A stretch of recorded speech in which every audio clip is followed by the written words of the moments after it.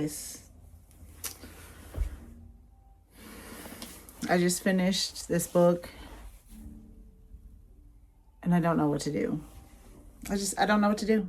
I don't know what to do with myself. Only thing I can do is jump into the next. What's up, beauty bosses? Asia here, back with another video. Welcome back to my channel. First off, before we get started, thank you guys for being here and watching. Follow me on all of my socials. That's Asia Ray Cosmetics on everything. That's Pinterest, that's TikTok, that's Instagram, my Wayfair store, LTK, Shop My, everything is Asia Ray Cosmetics. So go follow me on everything. And on here, don't forget to hit the little bell so you don't miss any updates from me. So I just finished this book. And if you see this, you already know where I'm going. But I just wanted to talk about it. And I hope that I find the people who have read this or who it interests and who want to read it. And so I have some more people to talk about with this, because I just finished Fourth Wing and I feel like my complete personality has just shifted. So a little backstory. I've always been a reader. I love reading any kind of books. I know if you guys have been here for a while, you know I do a lot of reading, manifestation books, self-help books. I'm good for diving into any kind of book, like biographies, whatever it is. I love to read. Recently, I'd say probably within the past 3 years, I've gotten more into romantasy, which is romance and fantasy. And it's taken me into a totally different world of people, of ideas, of everything. And I started out by recommendation because I've always been into fantasy. Let's just put that out there. Like, I was huge on Twilight. You guys know that because I've done book reviews on Twilight. Huge on Harry Potter. If you know me, you know. Like, Harry Potter is like everything for me. Big on Star Wars. I did like a whole binge on Star Wars. I even have Star Wars coffee books.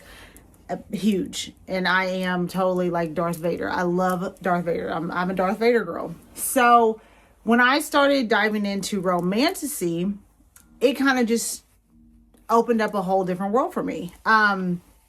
So I just felt like I wanted to jump on and talk about this book. And like I said, in hopes that I find people who are just like me, who, come with book recommendations, because I'm always up for new recommendations, who come from that world of fantasy, who love romantasy and fantasy. It doesn't always have to be romance. It can be fantasy, but romantasy is amazing. So let's just leave that there. But I wanted just to review this book in hopes that I find more people who are into these books and can give me some more recommendations on things, because once I finish the series of this, I know she just put out that she is going to do book 4. So I'm excited about that. ACOTAR 6 and 7 is coming. I am very excited about that. And I still have to read like Crescent City and all that. So I'll start reviewing things as I go along. But I just wanted to start with this one because at first I didn't know if I was going to like really care for it because of the pace of which it started. So let's just kind of go through the backstory of the book. So the book follows the main character, Violet. Her name is Violet Sorrengail. And she was really supposed to be doing something totally opposite. She's on her way to a war college, basically. And there's different levels in the war college, similar to like different, degrees or, and if you're familiar with like military, you probably would resonate really well with you, and you probably understand the ranks and everything. So she ends up going to this college and she's wanting to be a scribe. And before I start everything, there may be some spoilers. So if you haven't read it yet and you don't really care about minor spoilers, I'm not going to give away everything, but I'm just going to talk about the book. But if you are starting the book and haven't finished, you may want to stop and then listen to this later. So she is going to this college. She wants to go like the quiet, easy path of being a scribe, but she's actually forced into the writer's quadrant. And the writer's quadrant is very brutal. It's very cutthroat. A lot of people lose their lives going through this quadrant. And she is very sensitive and she is very smart. And she has a bone disease. So her joints and things aren't as good, and they are very fragile and they break very easy. So for her to be in the writer's quadrant, she has to really be tough, not only mentally, but she has to physically be tough because they go through a lot in this college, right? This is brutal. She's going through a lot of brutal training and a lot of brutal challenges. She's navigating in this book like a lot of deadly trials. She's navigating challenges. There are some kids there that don't particularly like her because of the way their parents were with her parents, or it's like good and evil, so to say. It's kind of like, if you're Harry Potter familiar, like, how the people at, Hogwarts, all those people were all good people who follow Dumbledore, and then there's people that follow Voldemort. So it kind of give me that, like, when I'm picturing it and reading it, it's kind of what that was like. But this has like a twist. So the people that you think are Voldemort people are not actually bad. So enter Xaden Ryerson. Oh, I am a sucker for a shadow daddy. I am a sucker for good looks, tattoos, dark features. I'm a sucker for it. I can't. And so he comes in and he's on the, what you would quote unquote call the Voldemort side, the darker side of things. And him and Violet, have some kind of connection, attraction. She's always been told to stay away from him by her sister and her mother because he killed her brother, and he's always wanted to hate her because of the battle that his parents went through, or his dad went through, against her family. So it's a lot of intertwining here, like we're not supposed to be, but there's this attraction and we can't exactly help it. So that's kind of just a subplot inside of Violet's journey. There's also dragons. And I love them because they have this inner dialogue and you can hear them talk, and Violet bonds like this extremely powerful dragon. Her dragon is mated to Xaden's dragon. So here we go. They have to interact, right? They have to be together. They have to talk. They have to communicate.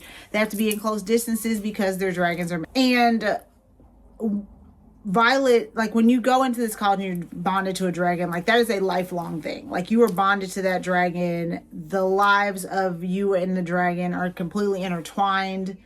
It's interesting. So you add that into the mix of already this kind of fiery chemistry her and Xaden have, and then their dragons are bonded.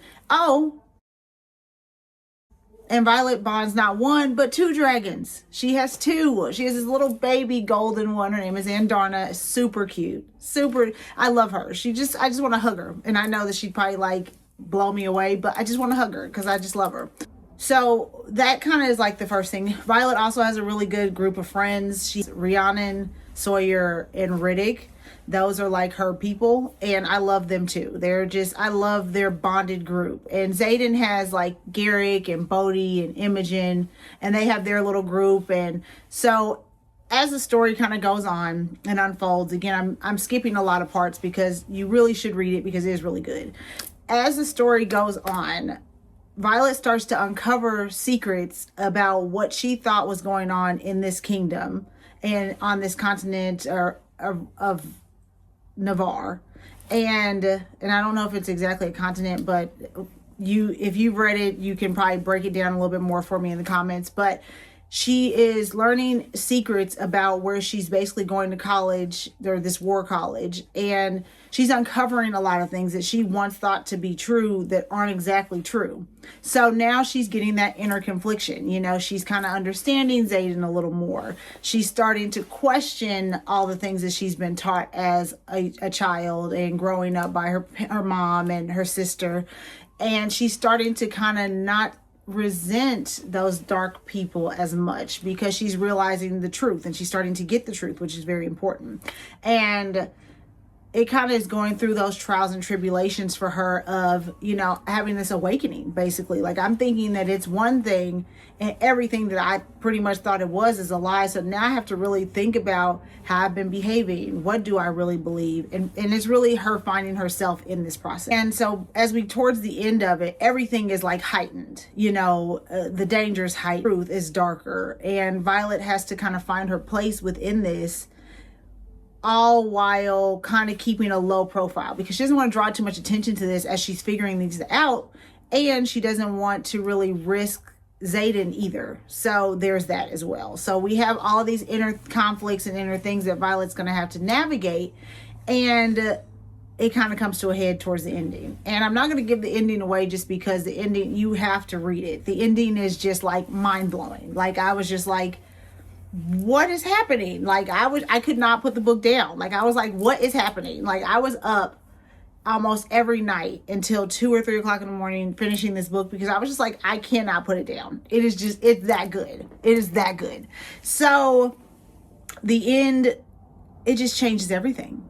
It changes everything that you've kind of been building up to in the book. It just is a major cliffhanger, to the point where I'm glad I bought all 3 books at the same time, because I was like, even if I don't exactly care for it, let's just say by chance, I didn't really like it, it'll still be on my bookshelf. I have tons of books I haven't read or finished because I started it and didn't really, care to finish it, whatever. But I'm going to keep the books, and just in case I really like this book, I'm going to go ahead and get another one and just go ahead and dive into the next one. But I did. Left completely like, I need to immediately start the next book. And finishing the book at I think it was 3:30 in the morning, I immediately was like, I can't even sleep because I want to know where we're going next. So I was like, okay, I have to just give myself a second, just stop and process this book first before I jump into the next one, which is what I'm doing in doing this video. So overall,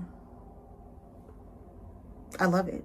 The book it's a crazy mix of fantasy and romance and action and understanding and awakening, and it's everything you need. If you have not picked up this book, and I know that you probably see them all over social media, if you have not picked up this book, you get it on Audible, get it on Amazon, go to your local bookstore, go to Half Price Books. I'm sure that they are there. Go get this book because you are going to love it. So if you love enemies to lovers, dragons, fantasy, romance, if you like all of that all into one and your imagination is very vivid, I suggest picking up this book, picking up the whole series, because I just know that it's just going to get deeper and deeper. Then I'm going to be held in a prison like I am with Twilight and Harry Potter and any of the other fantasy books I've read.